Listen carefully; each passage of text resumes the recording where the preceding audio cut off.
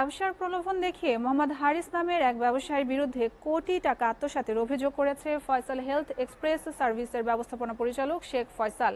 তিনি জানান, সকল প্রমাণাদি থাকার পরেও পাওনা টাকা পরিশোধ না করে উল্টো নানাভাবে তাদের হয়রানি করছে ওই ব্যবসায়ী। এ ব্যাপারে তিনি প্রশাসনের হস্তক্ষেপ কামনা করেছেন। তাইফুর রহমান তুহিনের প্রতিবেদনে বিস্তারিত।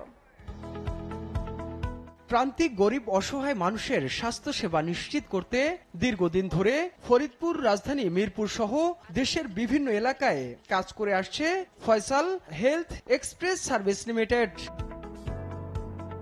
প্রতিষ্ঠানটির সেবামূলক কাজ দেখে ব্যবস্থাপনা পরিচালক শেখ ফয়সালের সঙ্গে সখ্যতা করে ধানমন্ডিতে বসবাসকারী ব্যবসায়ী মোহাম্মদ হারিস।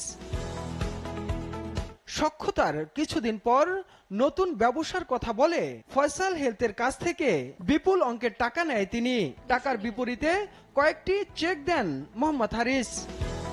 কিছুদিন যেতে না যেতেই পাওনা টাকা পরিশোধ না করে উল্টো শেখ ফয়সালের বিরুদ্ধে মামলা দেয় ওই ব্যবসায়ী। আমি এই পর্যন্ত বিভিন্ন সময়ে টোটাল সর্বমোট তার কাছে আমি 4.5 কোটি টাকা পাই। সব এভিডেন্স গুলো আমার কাছে আছে, যাতে আমি অলরেডি এটা নিয়ে মামলাও করেছি।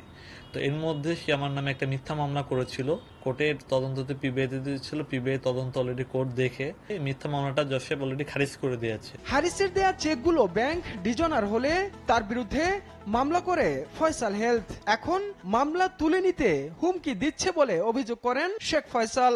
যখন সে আইনগত দিক থেকে পারছে না, মানে সে মিথ্যা মামলা দিয়ে এগুলো পারছে না, কোনো দিক দিয়ে কোনো কিছু হচ্ছে না, লাস্টে বেলা সে কিছু হলুদ সাংবাদিক আছে যাদের সহযোগিতা নিয়ে সে আমাকে এখন টোটালি মানে আমার মান সম্মান বলে কি মামলাটা যদি অফ না করি, মানে আমি যে টাকা পাই সেই মামলাটা যদি অফ না করি, সে আমার নামে উল্টা নিউজ করবে, মানে উল্টা বিভিন্ন জায়গায় ব্যাড খারাপ ইম্প্যাক্ট এগুলো ছড়াবে। যেহেতু আমি সারা দেশে মেডিকেল ক্যাম্পিং এগুলো করছি, এগুলোতে একটা ব্যাড ইফেক্ট ছড়াচ্ছে আর কি বিভিন্ন জায়গায়। বিষয়টি নিয়ে অভিযুক্ত হারিসের সাথে মুঠোফোনে যোগাযোগের চেষ্টা করলেও তাকে পাওয়া যায়নি। Taifur Rahman Tuhin, SA TV, Dhaka.